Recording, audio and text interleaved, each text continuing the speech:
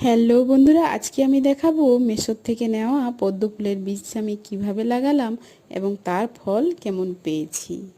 সত্যি কথা বলতে পদ্ম ফুলের বীজ আমি কিভাবে লাগাবো তার কোনো আইডিয়া আমার মধ্যে ছিল না।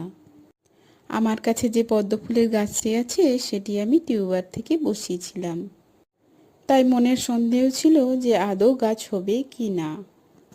প্রথমে 3টি বীজকে আমি সানভুয়ের মধ্যে একটু একটু ঘষে নিয়েছিলাম। তারপর একটা পাত্রের মধ্যে 3টে বীজকে দিয়ে অল্প একটু জল দিয়ে ভিজিয়ে দিয়েছিলাম, আর পাত্রটিকে রেখেছিলাম একটু আধোয়ালো ছায়ার মধ্যে। তারপর প্রায় 5 দিনের মধ্যে বীজ ফেটে নতুন চারা বেরিয়ে এলো।